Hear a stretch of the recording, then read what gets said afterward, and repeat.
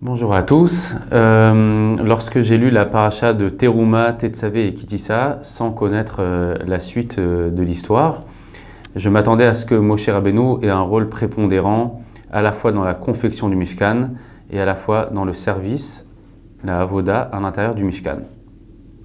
Étonnamment, après avoir lu la paracha de Teruma dans laquelle Hachem ordonne à Moshe de construire les ustensiles, le shulchan, la menorah, le chatzer, la cour, dans la paracha Tetzavé, on aborde la confection des vêtements et Hachem s'adresse à Moshe en lui disant Ve'ata hakrev elecha et Aaron achicha, et toi approche Aaron ton frère, lecha anoli, afin qu'il soit un Kohen pour moi.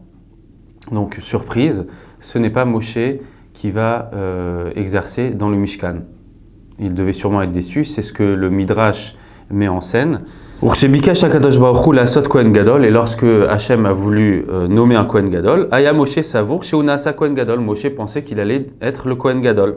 Amalo Kadosh Baruch Hu, Hachem lui dit, Lech ou Maneli Kohen Gadol. Il lui dit, nomme-moi un Kohen Gadol.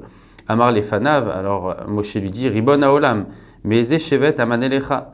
De quelle tribu je vais le nommer? Amarlo Mishevet Lévi, de la tribu de Lévi. Ota Hasha'a Samach Moshe, et donc à ce moment-là, Moshe s'est réjoui.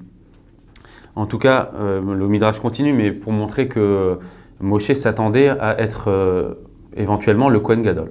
Si on continue dans la paracha de Kitissa, on s'attend également à ce que Moshe fabrique lui-même le Mishkan. On n'a aucune connaissance d'un autre fabricant.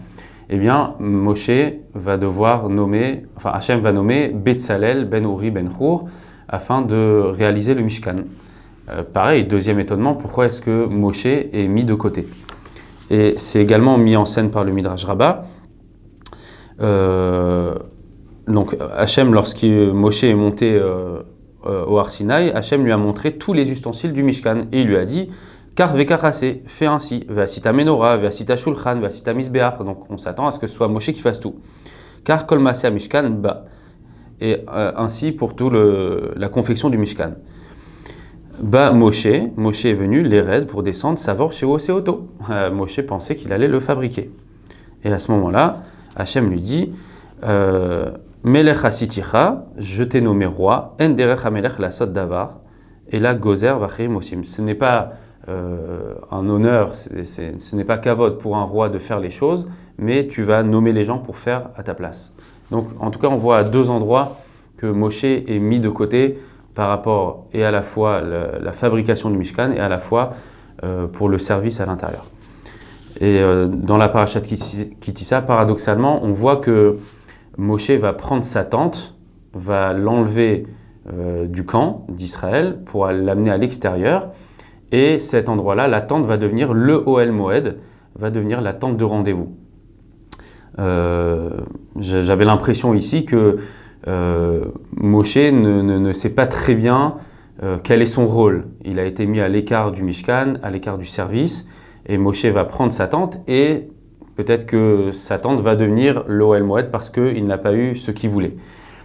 Voilà, alors ma question c'est finalement quel est le rôle de Moshe dans le peuple d'Israël, puisqu'il n'est pas Kohen, il n'est pas ingénieur, mais il va vouloir que l'Ohel Moed soit chez lui quelque part. Donc pour donner une piste de réponse, après que Moshe justement ait sorti la tente du campement, Hachem lui dit Vediber Hachem al Moshe panim el panim, et donc Hachem parle à Moshe face à face, Kasher yidaber ish el reu, comme un homme parle à son prochain, Veshav el amachane, et il est revenu dans le camp.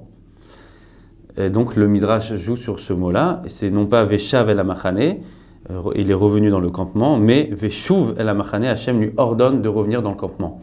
Hachem lui dirait que son rôle n'est pas justement d'être à l'extérieur du peuple d'Israël, mais de revenir à l'intérieur pour son rôle à lui, qui est encore à travailler, de savoir exactement quel est le rôle de Moshe, pas dans la confection du Mishkan, pas non plus dans l'exercice du Mishkan, mais de plaider peut-être en faveur des Bnei Israël, Panim el Panim, qui est un face-à-face entre Hachem et Moshe, en faveur des Bnei Israël. Shabbat Shalom.